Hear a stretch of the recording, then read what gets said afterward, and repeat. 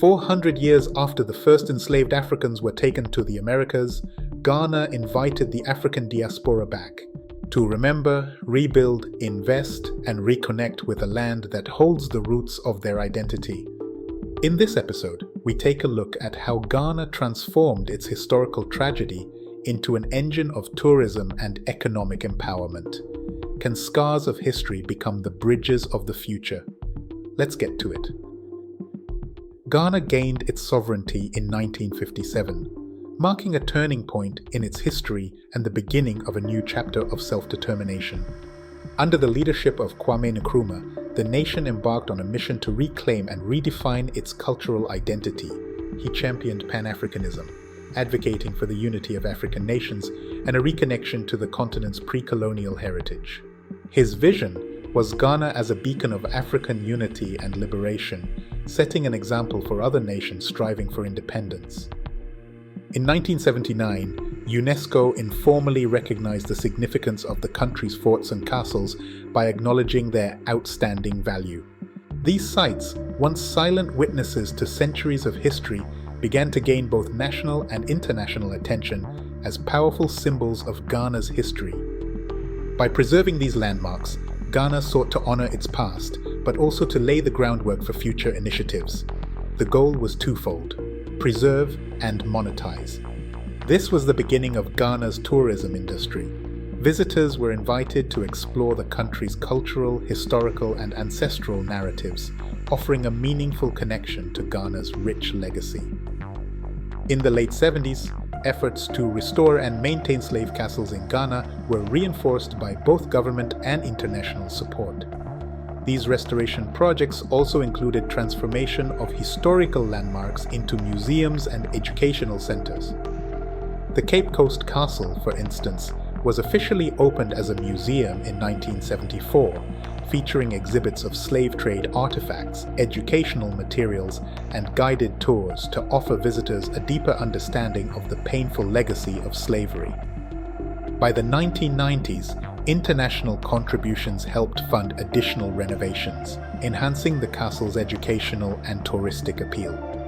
The restoration initiatives emphasized community involvement to ensure local residents were both invested in and beneficiaries of the emerging heritage tourism industry.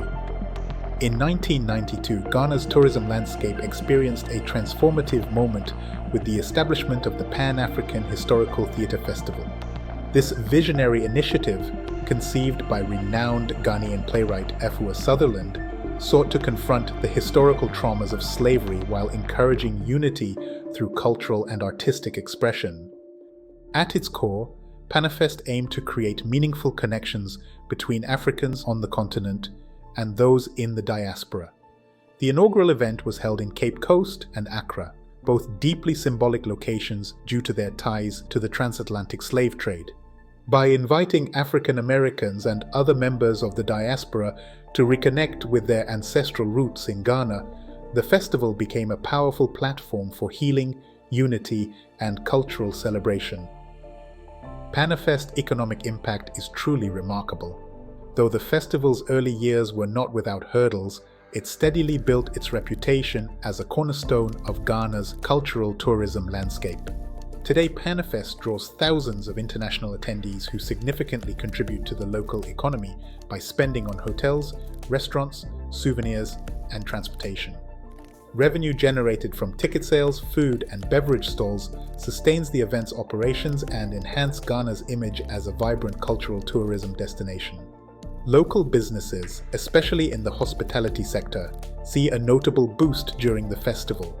Hotels and restaurants report substantial revenue increases. Some enjoy as much as a 50% surge in daily sales. Beyond the immediate economic benefits, the festival creates temporary jobs. These opportunities provide income and help local residents develop valuable skills, further embedding the festival's positive impact on the community. Recognizing the festival's potential, the government invested in infrastructure to support the growing influx of international visitors. This initiative resulted in improved local facilities, expanded accommodations, and upgraded amenities, ensuring that tourism continues to thrive well beyond the festival period. PANAFEST's success validated Ghana's vision for heritage tourism and positioned the country to take the idea further. In 2000, Ghana took another significant step toward reconnecting with its diaspora by implementing the Right of Abode law under the Immigration Act. This legislation granted individuals of African descent the legal right to settle permanently in Ghana, providing an opportunity to live, work, and contribute to the country without the need for a visa. The government streamlined the application process, ensuring that right of abode holders could enjoy indefinite residence and work privileges. The law became a powerful tool for promoting long-term engagement and investment from the diaspora. Many took advantage of this opportunity to invest in real estate, establish local businesses, and support social initiatives, which collectively strengthened Ghana's economy and enriched its cultural landscape. Then, in 2007, came the Joseph Project, a government-led initiative designed yet again to deepen the cultural and emotional reconnection between the African diaspora and their ancestral roots in Ghana. The project aimed to inspire African Americans to visit, settle, and invest in Ghana. It was launched to coincide with two significant occasions: the 200th anniversary of the abolition of the transatlantic slave trade and Ghana's 50th independence anniversary. The initiative included a series of thoughtfully curated events, workshops, and pilgrimages to historically significant sites. However, despite its ambitious vision, the project faced mixed success. Concerns arose about its execution, with multiple allegations of mismanagement and a lack of acknowledgement for the project's original concept. Additionally, while the initiative generated global interest, its initial activities did not produce the measurable outcomes in investment and cultural engagement that had been anticipated. But that did not deter Ghana. On the contrary, to strengthen economic engagement with the diaspora, the government introduced a range of incentives aimed at attracting investment. The most notable is a tax exemption for diaspora investors in high-potential sectors like agriculture, technology, real estate, and tourism. Recognizing the need for tailored support, the Ghana Investment Promotion Center established a dedicated diaspora investment desk to serve as a vital resource. Following the implementation of the Right of Abode law and the rollout of these incentives, Ghana witnessed a notable surge in remittances from its diaspora. They became a cornerstone of the nation's economy, surpassing official development assistance and foreign direct investment. In 2018 alone, remittances from Ghana's diaspora amounted to more than $4 billion. PANAFEST, the Right of Abode law, the Joseph Project, and the various economic incentives aimed at the diaspora have collectively laid a strong foundation for what many consider Ghana's most significant and successful initiative to date. In 2019, Ghana launched the Year of Return, a marketing initiative highlighting 400 years since the arrival of the first enslaved Africans in the Americas. This initiative served as both a commemoration of the slave trade's painful legacy and a vibrant celebration of Ghana's heritage. Its primary aim, like the previous initiatives, was to reconnect people of African descent with their ancestral roots in Ghana, promoting a sense of unity and shared identity. The campaign gained international prominence through a well-executed marketing strategy, leveraging high-profile endorsements and robust social media outreach. Prominent figures like Steve Harvey, Samuel L. Jackson, and Idris Elba visited Ghana during the initiative, bringing further visibility to the campaign and sparking global interest. The event attracted over 1 million tourists, a remarkable 45% increase from 2018, firmly positioning Ghana as a leading destination for heritage tourism. The economic impact of the Year of Return was substantial as well. The initiative generated more than $2 billion in revenue, driven by increased spending on accommodations, dining, transportation, and cultural events. The initiative boosted foreign direct investment in sectors like real estate and hospitality. Despite its success, the Year of Return also had controversies.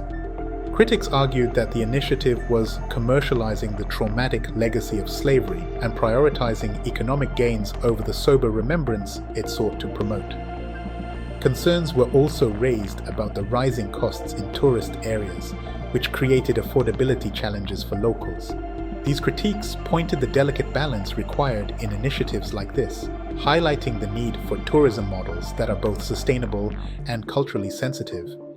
Building on the success of the Year of Return, Ghana launched another initiative, Beyond the Return, a bold 10-year plan aimed at deepening and sustaining engagement with the African diaspora. This program seeks to transition from the symbolic reconnection to a more structured and impactful relationship, ensuring that tourism, investments, and cultural exchange contribute systematically to Ghana's development. The initiative is centered around 7 strategic pillars, each addressing key areas of opportunity and collaboration. Experience Ghana. This pillar focuses on encouraging members of the global African family to visit Ghana and immerse themselves in its rich cultural heritage. Invest in Ghana. Recognizing the economic potential of the diaspora, this pillar aims to create diverse investment opportunities. Diaspora Pathways to Ghana. To facilitate smoother engagement, this pillar is dedicated to establishing legal frameworks that simplify visa acquisition and residency processes for the diaspora. Celebrate Ghana. By promoting both traditional and contemporary cultural festivals, this pillar seeks to encourage national pride and showcase Ghana's dynamic cultural landscape. Brand Ghana. Focused on positioning Ghana as a premier tourism destination and a hub for the African Renaissance, this pillar leverages marketing and storytelling to highlight the country's appeal to both tourists and investors worldwide. Give back to Ghana. This pillar emphasizes community service, encouraging the diaspora to contribute to social development initiatives. And finally, promote Pan-African heritage. Circling back to the vision of Kwame Nkrumah, this pillar emphasizes the importance of Pan-Africanism. Beyond the Return serves as Ghana's roadmap to leverage the economic and cultural potential of the African diaspora.